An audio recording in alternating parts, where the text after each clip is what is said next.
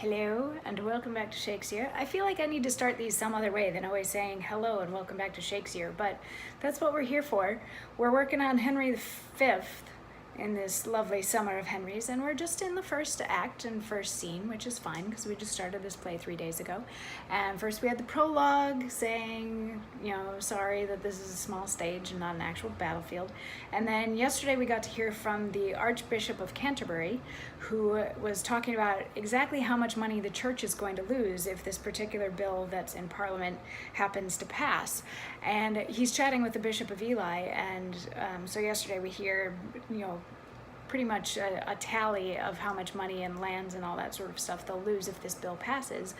And they're like, yeah, that's a lot that we'll lose. And they're like, well, but maybe the king could stop it. And the Bishop of Ely is like, well, yeah, the king.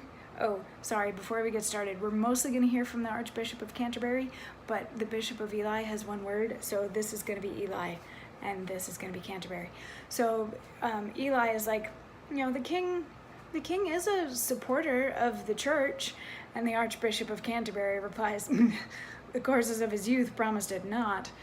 The breath no sooner left his father's body, but that his wildness, mortified in him, seemed to die too. Yea, at that very moment, consideration like an angel came and whipped the offending Adam out of him, leaving his body as a paradise to envelop and contain celestial spirits. Never was such a sudden scholar made. Never came reformation in a flood with such a heady current scouring faults.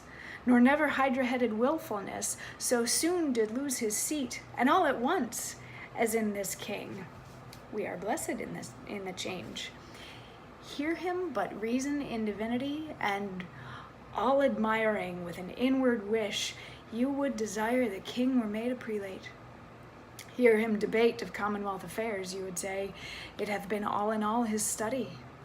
List his discourse of war, and you shall hear a fearful battle rendered you in music. Turn him to any cause of policy, the Gordian knot of it he will unloose. Familiar as his garter, that when he speaks, the air, a chartered libertine, is still, and the mute wonder lurketh in men's ears to steal his sweet and honeyed sentences, so that the art and practic part of life must be the mistress to this theoretic. Which is a wonder how his grace should glean it, since his addiction was to courses vain, his companies unlettered, rude, and shallow, his hours filled up with riots, banquets, sports, and never noted in him any study, any retirement, any sequestration from open haunts and popularity. So yeah, it's a bit of exposition that we get through today, where the Archbishop of Canterbury is basically recounting the fact that Prince Hal was kind of a waste of space when he was a prince and just hung out with bad people and did bad things.